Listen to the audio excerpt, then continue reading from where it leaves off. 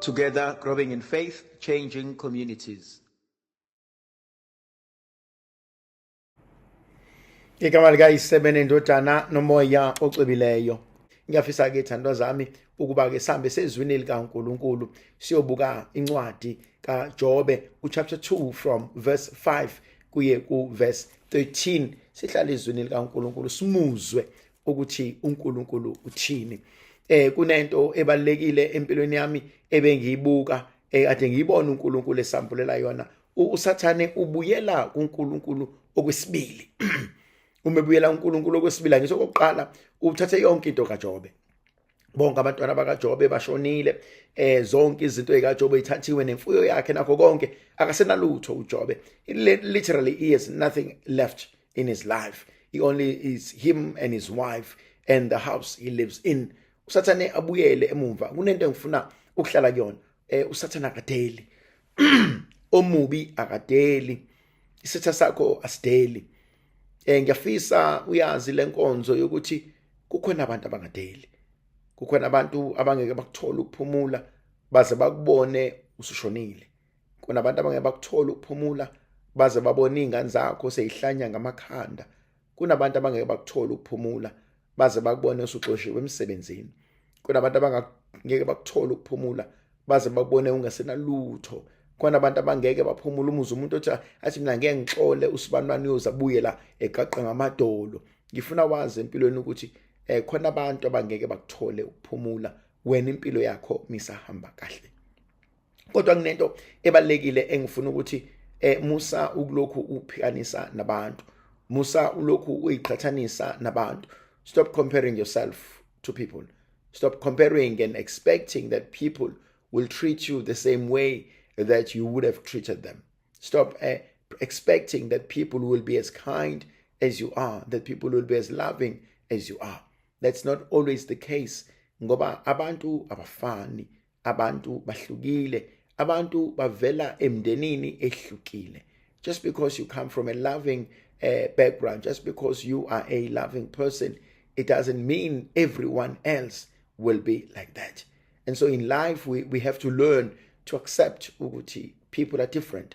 Empilweni we have to accept ukuthi abantu ngeke bazenze izinto ngendlela efiswa ithina. Kodwa ngifuna ukuhlala kona namhlanje ukuthi isitha asuthi singakaliboni igazi. Isitha asuthi singakaboni ukuthi uhlulekile.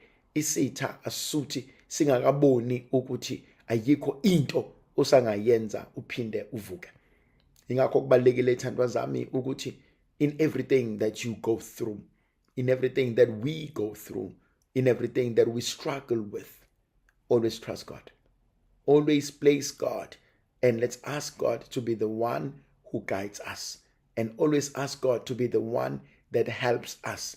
Always ask God to be the one that stand by our side. Khona isikhathi la amandla ezophela khona. Khona isikhathi la amandla singeke sikwazi ukuzenzela izinto. Khona isikhathi la amandla ezobonakala khona ukuthi angisakwazi ukuqhubeka. And St. Paul says something so powerful. I can do all things through Christ who strengthens me.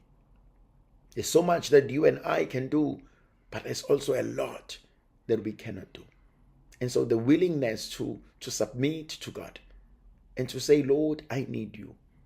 I need you in my life. I need you in my spiritual journey. I need you in everything that I do. We need this insightfulness to trust in God and to see that the Lord comes when we least expect him. Now, let's go to verse 5. If you go to verse 5, the Lord had been speaking to Satan. And Satan in verse 4 says, skin for skin, all that a man has, he will give for his life. Stretch out your hand and touch his bone and his flesh, and he will curse you to your face. Uthi uSathane uNkulunkulu, indaba ungelula isandla sakho emzimbeni kaJobe. Uthinte. Mina ngiyazi ukuthi uza kuthuka. Khona la uJobe izinto sezonakala khona.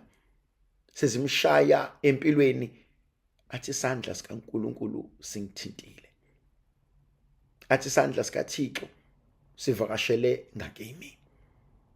Nangembala uNkulunkulu uyamnika uSathane lawo mandla. The Lord said to Satan, behold, he is in your hand, only spare his life. Behold, he is in your hand, only spare his life. Bengifuna ukuthi namhlanje sithandwa sami kungenzeka ukuthi uNkulunkulu uvumile ngami. Ngiyafisa ukuthi ungazondi. Angiphiki ukuthi ngaleso sikhathi inhliziyo ibhlungu. Angiphiki ukuthi at that moment it doesn't make sense. How can God allow this? How can God not stop this? How can God let this happen even though he knew that it will hurt me? And sometimes there are questions we can never answer. Why do bad things happen to good people? Sometimes there are experiences that we can never explain. Why am I going through so much pain? I try to be a good person, but why am I going through this?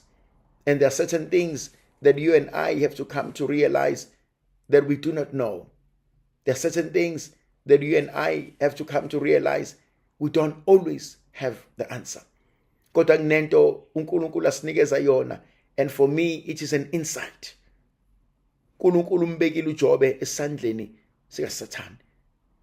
Kuneyinsuku, kunemzuzu la uNkulunkulu ezokubeka khona esandleni sikaSathane. Not because uNkulunkulu abandons you, not because uNkulunkulu doesn't care, not because uNkulunkulu doesn't see what you are going through, but because uNkulunkulu trusts you. Yakwethemba uNkulunkulu. Yabona ithandwa zami kunalento engike ngayizwa some time back ukuthi kunabantu who are known as God's trusted soldiers. And I want to say you are among God's trusted soldiers. And I want you to write that down. I am among God's trusted soldiers. I am among God's trusted soldiers. Akekho umuntu oyicelelayo to belong to that group.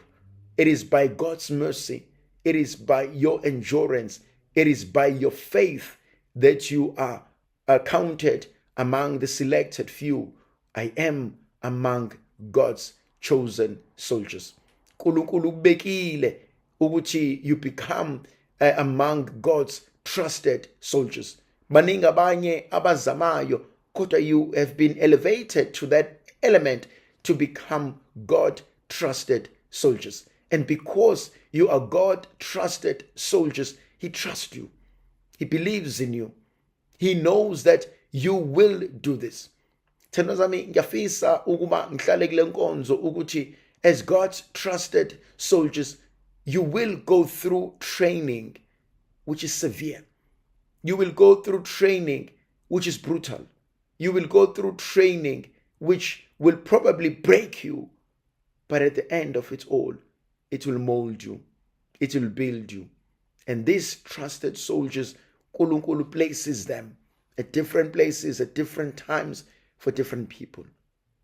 Kunabantu bakaNkulunkulu abazophila ngenxa yakho.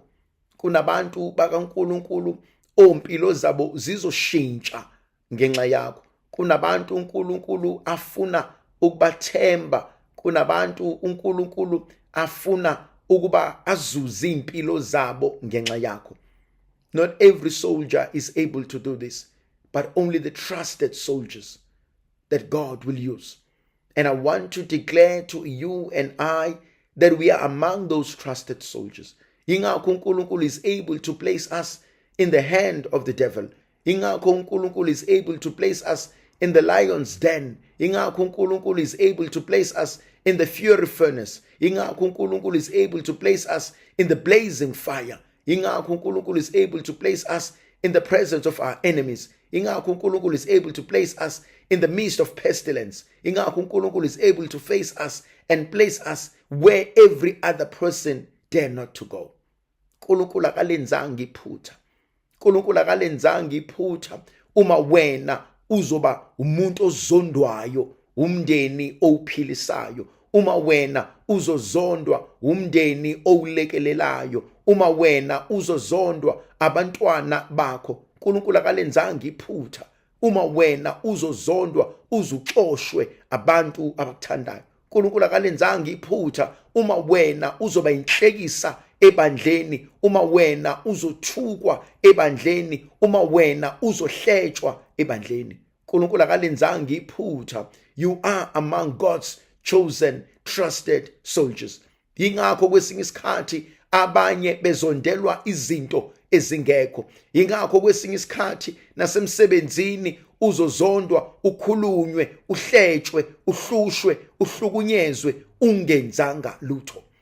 Because you are among God's trusted soldiers. Yes, bazozama benze konke. Yes, bazozama ukukudestroya. Yes, bazozama ukukushaya. Yes, bazozama ukutshontsha yonke into kuwena. But never forget, no weapon formed against you shall prosper. Asikho isikhali esakhiwele sabizelwa igama lakho esiyophumelela. Uzobezwa ngelinye ilanga beza kuwena bethi hayi wena uyathakatha, hayi wena lo muntu osebenzisayo mubi, hayi wena awukholwa kunezinto ozenzayo. It's not ukuthi uyathakatha, it's not ukuthi kunezinto ozenzayo. Izinto ebebezenza kuwena zihlulekile. Kunabantu abakuhlekisayo kodwa behind your back the things they say about you. Kunabantu abahlala nawe kodwa behind your back ibopho abakubophela zona.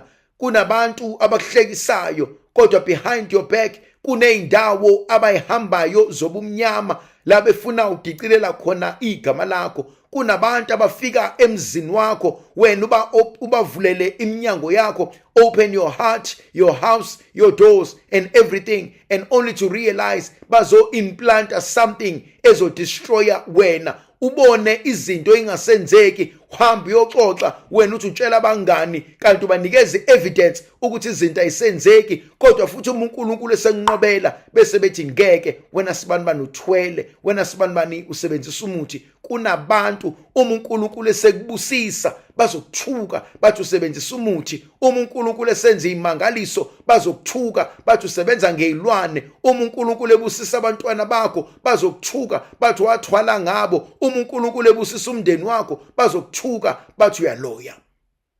You are among God's trusted soldiers. uNkulunkulu kubekile esandleni sika Satan, not for him to destroy you, but ukuze ukwazi ukuphakanyiswa. Athi ubhala kahle encwadini kaJobe chapter 5 athi masiyithobeni esandleni somusa sikaNkulunkulu khona ngesikhathi esifaneleyo eyakusiphakamisa. Let us humble ourselves in the presence of God, so in appointed time he will raise us. Thandwa zami, akukho inhlupheko odlula kuzona engenayo icebo likaNkulunkulu. Alukho usizi ozodlula kulona uNkulunkulu angenalo icebo ngalo. No pain, no suffering in your life has been wasted. Whatever you've gone through, God has a pain. God has a plan. Your pain will pay you somehow. Your suffering will pain you somehow. Your struggles will pay you somehow. God has a bigger plan. God has a better strategy. God knows what he wants. God knows what he's seeking for. God knows what he's asking us for. In whatever you have been through, in whatever you are going through, in whatever is happening, the Lord has a plan. The Lord will guide you. The Lord will see you through it. David says something so powerful in Psalm 23. Though I walk in the shadow of death, I fear no evil, for you, O God, are with me. Noma ngihamba phansi kwethunzi lokufa, angikwesaba okubi, ngokuba wena uNkulunkulu somandla unami. I want to say to you, no matter what goes on in your life, no matter what you are experiencing in your life, no matter what pain you are going through, whatever is happening in your life, I want you to know that the Lord will see you through it. I want you to know that the Lord will bless you. I want you to know that the one who has created us will allow us to be free. The one who has called us will see us through it all. Whatever has been happening in your life, the Lord does not abandon his people. Though a mother can forget a baby, Isaiah says, I, the Lord your God, will not forget you. For behold, I've written your name in the palm of my hands. I want you today to get this realization. I want you today to get this truth that you are not alone. That uNkulunkulu somandla uzokuthwala. That uNkulunkulu somandla uzohlala nawe. That uNkulunkulu somandla will allow you to experience the fullness of life. Thandwa zami, kunale nkonzo engifuna ukuyisho. You may be in the hand of the evil one. You may be in the hand of the accuser. Kodwa impilo yakho iNkulunkulu. And that's something so powerful. Sathane angadlala ngempilo yami. Sathane angadlala ngomsebenzi wami. Kodwa ngeke awuthole umphefumulo wami. Kunento uNkulunkulu ayivikelile ukuthi inhlupheko zanganeno, usizi lwanganeno, ama struggles zanganeno, nezimo zanganeno, kodwa ukhona ongeke awuthole umphefumulo wami ngoba uNkulunkulu ubiyele. Ngiyafuna ukuthi ithandwa zami, yes, we may be going through a lot. There may be issues that doesn't make sense. There may be issues that you struggle with. There may be issues that you're questioning. Why me? Why now? Why this? And namhlanje uNkulunkulu ufuna ukusinikeza lamandla amasha okusitshela ukuthi yes, isandla sami sikuthintile. Yes, ngikubekile esandleni somubi, not to punish you. Not because you've been bad, but because ngiyakwethemba. Ngiyafuna abantu bazi ukuthi wena wisithenjwa sami. Ngiyafuna abantu bazi ukuthi wena ngizolwa izimpi ngawe. Ngiyafuna abantu bazi ukuthi abantu mabebuka impilo yakho bazosho ukuthi impela lo uNkulunkulu ohamba naye siyambona. Lo uNkulunkulu ohamba naye siyamuzwa. Lo uNkulunkulu ohamba naye uNkulunkulu wezimanga. Namhlanje ithandwa zami ngiyafuna izwe lazi ukuthi uNkulunkulu wethu akahluleki. Namhlanje ithandwa zami ngiyafina abantwana bethu bazi ukuthi uNkulunkulu will never abandon us. Ngiyafuna abantwana bethu bazi ukuthi uNkulunkulu will walk with us. Ngiyafuna abantwana bethu bazi, even though you and I walk in the shadow of death, God does not abandon us. He remains our light. He remains our compass. He remains our truth. He remains our everything. Hlala through it. Ungabaleki, hlala through it. Ungasuka endaweni yakho yokukhuleka. Ungasuka endaweni yakho yokubekezela. Ungasuka endaweni yakho yobufakazi. Kunabantu abakubukayo. Kunabantu abathembele wena. Kunabantu uma mina nawe mangasane silahle ukholo lwethu, impilo zabo zingashayeka. Kunabantu uma mina nawe mangasane sisuke eNkulunkulu, impilo zabo zingashayeka. Kunabantu mina nawe mangasane siyibalekela inkonzo uNkulunkulu asinikeze yona, bazobuza ukuthi thina sisahlaleleni. Kunabantu ekumele basizakale. Kunabantu ekumele basindiswe. Kunabantu ekumele bazane neNkosi uJesu ngoba bakubonile njengomama, bakubonile njengobaba, bakubonile njengosisi, bakubonile njengobhuti, bakubonile njengomkhulu, bakubonile njengogogo, bakubonile njengomntwana. Bathi lo mntwana impilo yakhe fakazela iqiniso. Bathi lo mama ukugugeni kwakhe uhlalile eNkosini. Bathi lo mfelokazi uNkulunkulu umgcinile. Bathi lo baba seyanjelwe ikona konke kodwa akasukanga uNkulunkulu. Ngiyafuna ukuthi ungayikhohlwa lenkonzo ukuthi yes, simile umzuzwana. Yes, sisesandleni somubi. Yes, sandla sikaNkulunkulu sisithintile. Kodwa sinosixuku sofakazi. Athi ubhala kahle encwadini amaHebrew chapter 12 athi behold, athi isixuku sofakazi sisihaqile. Kunabantu ababuka impilo yakho and ungahlehli. Ngoba muke wahlehla bazolimala. Muke wahlehla bazothi awusibani you were my last hope. Awusibani impilo yakho ibubufakazi kumina. Impilo yakho iyona ebidala ukuthi nami ngikwazi ukuvuka ekseni. Emsebenzini kunabantu who may never tell you, but they look at you and you inspire them. They listen to you because you inspire them. They watch your life because you inspire them. They see your silence and you inspire them. They see how you love them and you inspire them. Mashintshi. Ngaguquki. Ungavumi ukuthi omubi ashiye akushintshe lokhu oyikona. Sambeni ithandwa zami, ngiyamthanda uNkulunkulu uma esethe kuSathane, behold, spare his life. In verse 7, so Satan went out from the presence of the Lord, and he struck Job with a loathsome sores from the sole of his foot to the crown of his head. Wathinta isandla sakhe, wagcwala ilondo umzimba wonke. Wagcwala ilondo umzimba wonke, wangakwazi ukuhamba, wangakwazi ukuhlala without him experiencing any pain. There are people who are experiencing excruciating pain. It is so much. This excruciating pain, it's unbearable. And bayayibuza ukuthi kanti inkosi kuzokwenza njani. Kunabantu abahamba ibhedlela nodokotela. Odokotela abazi ukuthi kunani. They can never explain to you ukuthi yini ekugulisayo.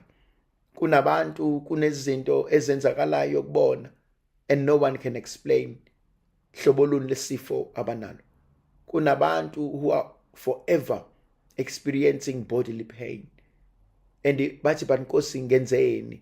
Kunabantu who've lost their sight. Kunabantu who've lost their sense of hearing. Kunabantu who were involved in car accidents. Kunabantu who were involved in hijacking, in a gunshot, in a shootout. Kunabantu who were involved in battles. Kunabantu who've experienced tragedies and they don't know why. There was never a time uJobe la akayitshela khona ukuthi his whole body will be full of sores. Uvuke umzimba wakhe wonke sugcwele ilonda. Ngokuphazima kweso impilo yomuntu yaguquka. Ngokuphazima kweso I can lose my eyesight. I can lose my sense of hearing. I can lose my sense of taste. I can be paralyzed and never been able to walk again. Kunabantu esibaziyo bavuvukala izisu, bavuvukala imilenze, bavaleka imlomo. Thandwa zami, usuku nosuku luyisibusise esivela kuNkulunkulu. Umzuzu nomzuzu uyisibusiso esivela kuNkulunkulu. Khona umhlabeleli engukukhumbulayo sisabancane sithi umzuzu naye uJesu. Athi kufisa kwami konke, athi impela kuyikho konke. Athi umzuzu naye uJesu. Yabona ithandwa zami, konke kungumusa. Yabona iyangithinta indaba yalo baba. Ngiyacabanga njengomzali, ngiyaphuma ekseni ngemsebenzini, mangibuye ekhaya, ngibuya ngocingo kuthiwa phuthuma ekhaya. Umyeni wakho ubekade ebuye endleleni eyolanda abantwana esikoleni, baba involved kwi-accident, kodwa phuthuma uze esibhedlela, ophuthuma uzobabona. Mangithi ngiyafika idumbu idindilezile phansi. And you realize ukuthi umyeni wami nezingane zami ezo3, ezo4, ezo2 abasekho. And you realize ukuthi I've just lost my whole family over one day. Yabona kunabantu who've lost everyone. Abasena muntu. Akana ma, akana baba, akana puti, akana sis, akana ngane. Kunabantu who have no one oyigazi labo empilweni. And abanye babo are struggling with that. They're struggling with the reality ukuthi uthangoduke ngekhaya ukhona bani. Ngoba ekhaya imina ovala lo mnyango awukhiye. Manga uvulanga inkomisho engishiye phe kwaleli tafula ngizobuya isahleli phe kwaleli tafula. Imina ovula la ekhaya, imina oshanela la ekhaya, imina oklina la ekhaya. And so mawuthi uyagoduka uyekhaya uyodla uKhisimusi nomndeni, uyodla weekend nomndeni, ubuyela emndenini ntambama. They have no one. Not by choice, by tragedy. Very few people abafuna ukulahlekelwa zithandwa zabo. Very few people abafuna ukulahlekelwa abantu ababathandayo. And so you soon realize there are people who've lost everything. They have no family. And unfortunately, some have lost the reason and the purpose to live. Umuzwa omunye ethi mina bengifunda and bengifisa ukuthi kwi graduation yami uma wami angibone.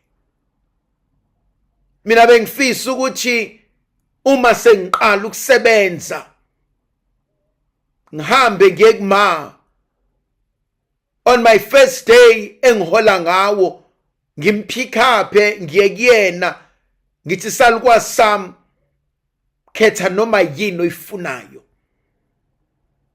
Bengifuna ukuya kubaba ngithi khehla lami khetha noma yini oyifunayo. Athi bengifuna ukuya kugogo nomkhulu ngiye kumalume nakanti ngithi thandwa zami ngibafake esitolo ngithi noma yini oyifunayo ikhethe. Kodwa basakwazi ukwenza lokho. Athi ngiyambonga uNkulunkulu ngiphasile. Athi ngiyambonga uNkulunkulu nginawo umsebenzi. Athi kodwa ngizocelebrate nobani. Athi mina mangizothenga imoto yami umuntu ebengizomkhombisa yona nomuntu obezohlala nami ku front seat ulele kobandayo. Thandwa zami, I want to go back. You are God's trusted soldier. And you will go through experiences that no one else will survive. You will go through experiences that no one else will survive. Kodwa uNkulunkulu kwethembile. Ngibuka uJobe selahlekelwe ikona konke. Akasena lutho. Obekujabulisa inhliziyo yakhe sekuhambile. We knew ukuthi uJobe every time abantwana bakhe had a celebration and a feast, he will pray for them. Sebekubandayo namhlanje. Khulekela bani? Yabona kwesinye isikhathi uma ukhula uyayuthi ngisebenzela umndeni wami, ngisebenzela abantu bami, ngisebenzela unkosikazi wami. Yabona masise izitolo laphana ubezwa abantu mabethi hey iyabiza lento imali yezingane zami le, imali yonkosikazi wami le, angifuni ukuyenza mina lento. But what do you do when you've lost everything? What do you do when the very same thing that you loved the most has been taken away from you? How do you learn? How do you keep moving forward when everything you've ever loved has been removed from you? How do you move on? How do you continue? Qhubeka kanjani? And maybe masibadala, we can bear it. What happened mawusamncane? Maybe kungcono musemncane, you can heal from it. What happened musumdala? Now there's something that happens in this text. He took a tool, a piece of broken pottery, with which to scrape himself while he sat in ashes. Wengasakwazi nanokuyinwaya ngesandla sakhe, ngeinzipho zakhe, wathatha nje ucezu lento eyisihlephukile wayeseyinwaya ngayo. But you know what saddens me? He no longer lives in his house. He lives in the ashes. He no longer lives in the house. He lives in ashes. Wazenwaya esehlezi phakathi komlotha. Now there are different things here. Ukuthi methatha lolu dengezi azenwaya ngalo. Two translations. The first one says wayehlezi emlotheni. The second one that I love the most, wayehlezi ezaleni. Izala thandwa zami la olahla khona udoti. La abantu bechitha khona udoti outside the city. Outside the gate. Ilazo end up ehleli khona. Sesilahlwa. I'm not sure noma you understand that lento engikhuluma ngayo. This used to be the richest man in the land. This used to be the wealthiest man in the land. This used to be the most trusted man in the land. Abantu ababedinga advice, they went to him. They trusted his word. Abantu ababedinga usizo financially, they went to him. They trusted his word. Abantu ababefuna umsebenzi, they went to him. They trusted his word. Usehlala ezaleni manje. Ajabule ngamsitha sami ngoba ngiwile. Ngelinye ilanga ngiyakuvuka. You know, we know people who had everything. We know people who had everything, were blessed beyond any measure. Emdenini, usibani sikhula, wayinayo yonke into, wayenemizi emingaka, eneyimoto ey'ngaka, ebonakale nemali ngapha nangapha, but they lost everything. Emphakathini, they lost everything. Abanye can't deal with that. They commit suicide. But we know families who had everything. One way or the other, they lost everything.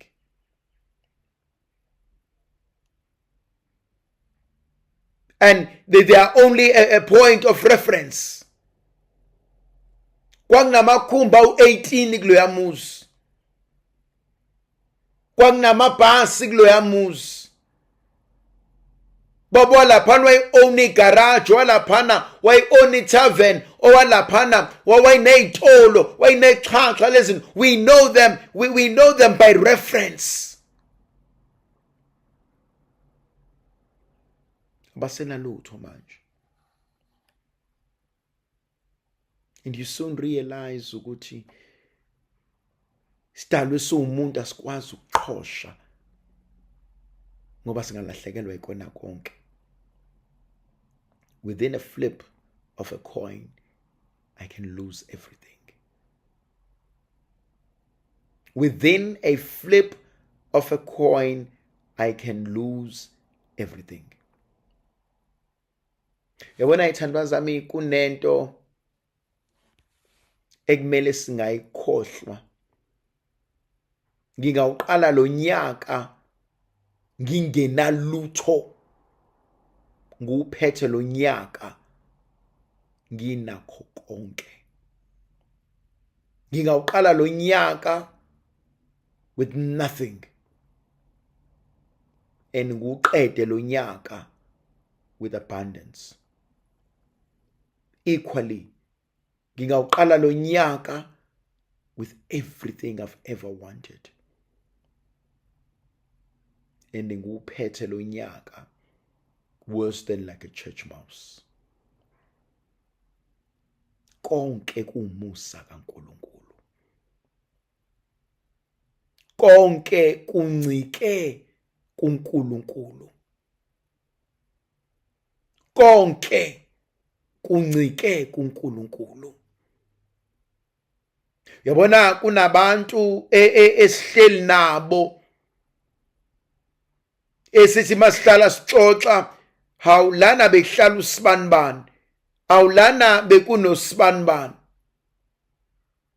But impilo zabo have changed. No akasekho loyana, hayi bo usashona loyana, hayi usahamba loyana.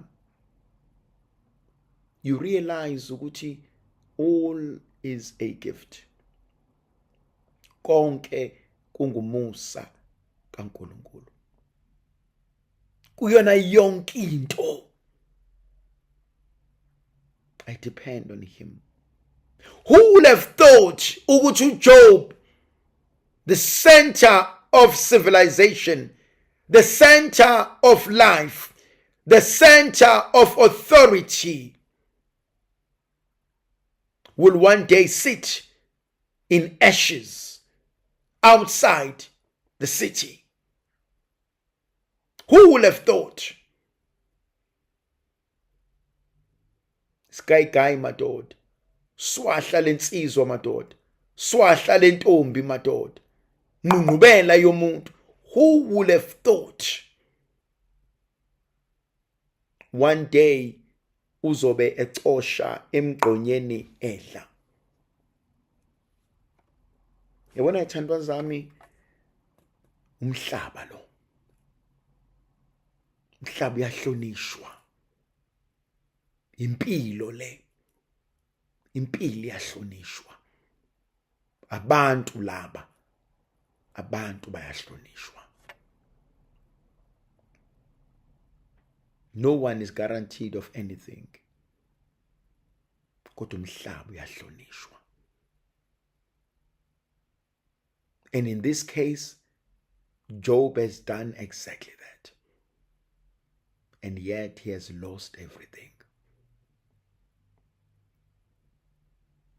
And yet he has lost everything. Thandwa zami, siphila emseni kaNkulunkulu. Yabona namhlanje ngikhuluma nani, sikhuleka ndawonye, kusasa ngavuka kuthiwa akavukanga. Kusasa ngavuka kuthiwa hayibo unenkinga nayo kwivoice yakhe, akasakwazi ukukhuluma. Kusasa ngavuka kuthiwa hayibo akasaboni emehlweni. Kusasa ngavuka kuthiwa hayibo lo akasekho, anzwanga yini. Thandwa zami, never forget that. siphila emseni kaNkulunkulu. Nasemsebenzini, nakubantu ohlala nabo,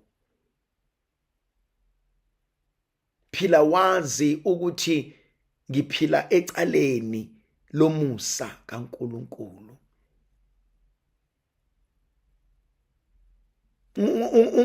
Angabi khona abantu abakhala ngenxa yami, angabi khona imindeni elamba ngenxa yami.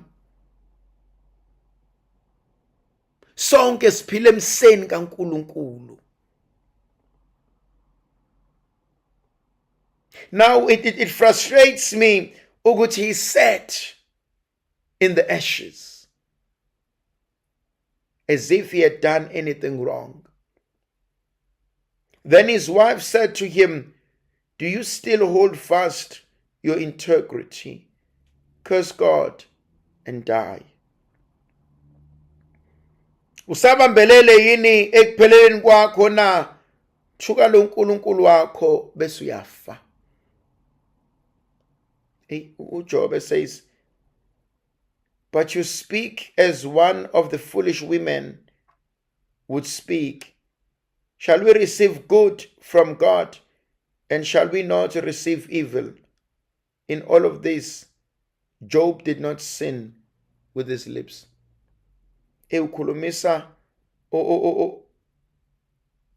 wesifazane oyisiwula. Kumele samukele okuhle kodwa neNkulunkulu.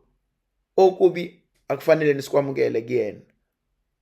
Yabona ithandwa zami, ngiyafisa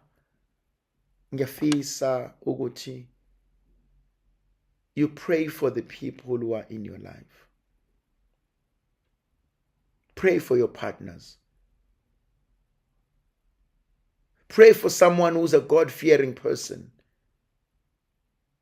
Pray for someone who is in alignment to your vision, to your goal, to your spirituality, to your life. Siyamdinga umuntu omsabayo uNkulunkulu. Siyamdinga umuntu olisabayo ihlazo. Siyamdinga umuntu ozothi when I'm down angangisusi kuNkulunkulu. You need a partner that understands your vision. You need a partner that understands your purpose. You need a partner that sees what God sees in you. And when I tell you, I'm very passionate about the kind of partners you get. I'm not compromising the fact that you must pray what kind of a partner I want to do life with. Ungathatha umuntu wena ufuna ukwakha yena uyabhidliza. Wena ufuna ukuya ka right yena uya ka left. Khona ama relationships that you must not build them based on love alone, because love alone is not enough. Ukuthi umkahle is not enough. Ukuthi is nice, tall and dark is not enough. Ukuthi she's got beautiful body, it's not enough. Ukuthi she makes all the money is not enough. I need more than that. Those are accidents. Those are outside things. Those are eternal things. I need more than that. I need more than that. I need to know, ukuthi, when I'm sick and dying, you will take care of my kids. I need to know when I'm dead, you will rise with this family. I need to know what's your 5-year plan from now. One of the conditions before ngiqome is to tell me what is your plan for us. What is the plan for us? I need to know that.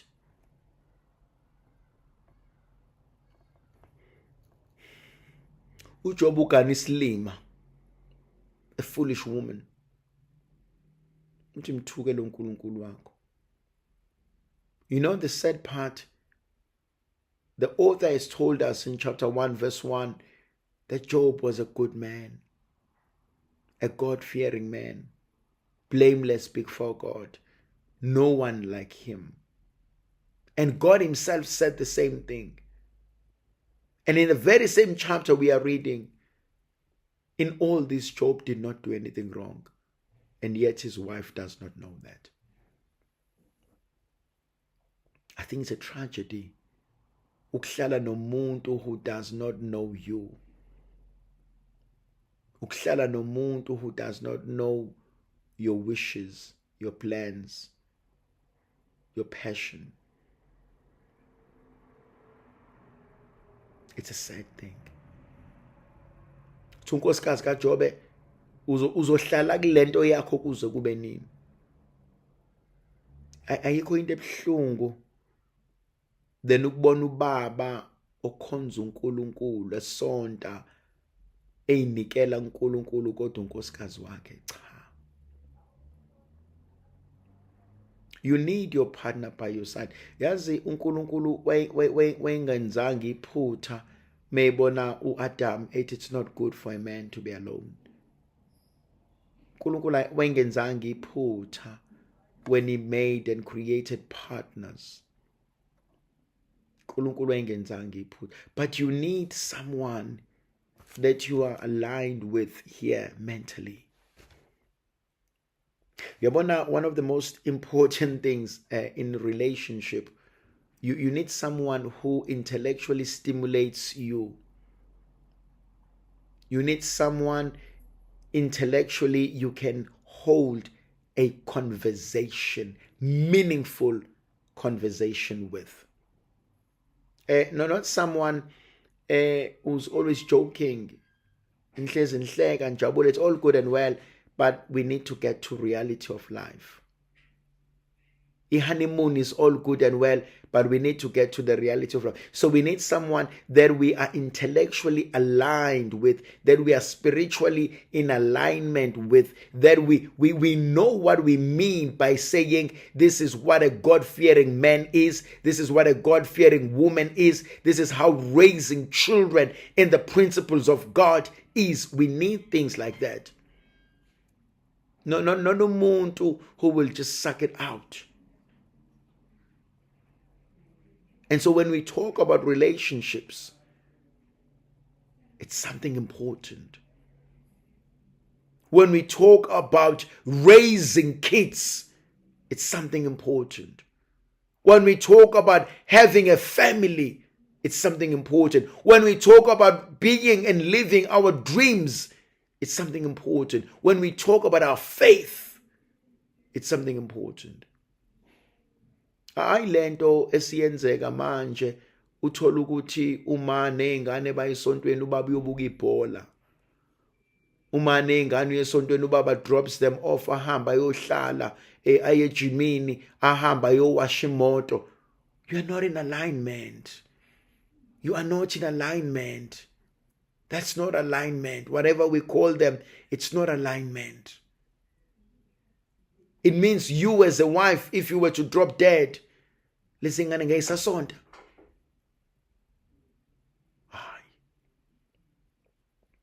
I've seen good men, mina, who've raised their kids, and even when their wives have died, every Sunday without fail, they're with their kids. Without fail. My God, it always warms my heart. Uyabona uyawubezwa abantu sebekhulile bebadala ukuthi thina umama washiya sibancane sahlala nobaba. Kodwa uyazi ubaba akashadanga futhi. Wahlala nathi wasikhulisa. And umuzwe lo mntwana mekhuluma ngobaba wakhe kuhlengezela inyembezi athi there's nothing I wouldn't do for my dad. And because ubaba wami could have gotten married to someone else. But masimbuza ubaba wathi angimfuni umuntu ozofika azohlukumeza izingane zami. Angimfuni umuntu ozofika ngoba mhlambe ngeke anithande ngendlela uma wena benithanda. Athi bantu bami athi ngifuna ukuba yinina konke kunini. And we know men like that. Equally, we know women who've gotten married and who've taken care of those kids as if they were own. We know that. And we know women like that who said, we know women also who have said, no, everything is for my kids. Thandwa zami kubalekile ukuthola umuntu who's going to help you fulfill your dream and your purpose in life. You know, if you believe that you are among God's trusted soldiers, then you cannot get married to someone outside that clan. Because as a trusted soldier, there are certain things that the Lord is going to demand on you. And if your person is not of that same clan, they're not going to understand. They're not going to get it. They're not going to know now it is a moment for a trusted soldier to be called, to be summoned, to be employed, and to be deployed. They will not understand. One of the most beautiful things is Job's response. He says, you speak like a foolish woman. Awuyiqondi icebo likaNkulunkulu. Khuluma njengomuntu ongazi. Khuluma njengomuntu ongabonanga. Sesamkela okuhle kangaka uNkulunkulu. Namhlanje ufuna ukumthuka. Sesibe nezinto eziningi kangaka. Namhlanje ufuna ukumthuka. Hey, thandwa zami, ungakhohlwa ukuthi uNkulunkulu ke waba muhle empilweni zethu. Yes, namhlanje anginakho konke. Yes, namhlanje ngiphelelwe ikona konke. Kodwa nize ningakhohlwa ukuthi uNkulunkulu uke waba muhle. Nize ningakhohlwa uNkulunkulu uke waba nomusa. Nize ningakhohlwa uNkulunkulu uke wasipha konke. Lithi izwi likaNkulunkulu, in all of this Job did not sin with his lips. Now, when Job's 3 friends heard all of this evil that had come upon him, they came each from his own place. Eliphaz, the Temanite, Bildad, the Shuhite, Zephat, the Nehemite. They made an appointment together to come to show him sympathy and to comfort him. I love this. 3 of his friends are coming to be with him, are coming to support him, are coming to spend time with him. Verse 12. And when they saw him from a distance, listen to that. That's a very important statement. When they saw him from a distance, they did not recognize him. They raised their voices and wept. They tore their robes. They sprinkled dust on their heads towards heaven. And they sat with him on the ground 7 days and 7 nights. And no one spoke a word to him, for they saw that his suffering was very great. Bathi lapho bephakamisa amehlo abo besakude, abamazanga, kepha badazuluka, baqabalasa bekhala, beqebhula ingubo zabo. Yilowo nayilowo bafafaza emakhanda abo uthuli, bahlala phansi naye emhlabathini insuku eziyisikhombisa nobusuku obuyisikhombisa, abakhulumanga namuntu, ngokuba babebona usizi lwakhe lwalulukhulu kakhulu. I love that. I love the concept that when they came, well, the first one is they couldn't recognize him. That how disfigured he was. They couldn't recognize him. They saw him, but couldn't recognize him. ubani lo? Ubani lo? Uswaba njena. Now, if his friends couldn't recognize him, what about the citizens of the land? Ingakho ngithi mina uhleli ezaleni. Wonke umuntu oyolahla udoti usewulahlela kuyena. Naye usephenduka udoti. Uyabona, one of the saddest truths ukuthi no matter how respectable you are, kuzofika isikhathi la uzoba nabantu abangakwazi nabangayazi imisebenzi yakhe emihle nezikhundla onazo emsebenzini abazokutreata noma kanjani. Uyabona, one of the sad truths emndenini, khona abantu abakade bengama breadwinners, khona abantu obekade bekwazi ukwenza yonke into ekhaya baphelelwa imisebenzi, namhlanje sebeyathukwa. Izingane zakubo beyifundiswa uyena, izingane zezingane zakubo beyifundiswa uyena, kodwa namhlanje sebeyathukwa. Namhlanje abaseyilutho. And you experience that. Now they come, and at a distance they cannot recognize him. That's how disfigured Job was. That his own friends couldn't recognize this is him. That his own friends couldn't accept this is new Job. That his own friends couldn't see the hand of God in all of this. They just couldn't. And they struggled with that. Badabula iingubo zabo. It's a powerful symbolism. Job is sitting in the ash. And part of repentance is that, to cover your body with ashes and to tear your clothes. And that's what they too are doing. Konzo uyisola. And uzozwa throughout the book, they think Job has done something wrong. They think Job has done something wrong. And one of the saddest things and one of the most painful realities in life is the realization that some people will think you've done something so wrong. Some people will think there's something that you've done to offend God. But the truth of the matter, you've not done anything. You see, dear friends, I've spoken about you are among God's trusted soldiers.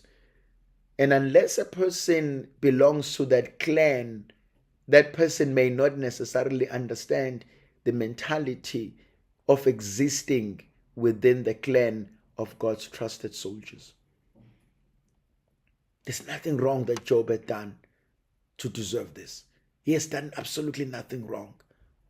And yet, his friends will blame him. Kunabantu who will blame you. Kunabantu abazothi hayi wena msukudlala ngathi wenzeni. Hayi wena msukudlala ngathi. Kunabantu who will claim to know more than God.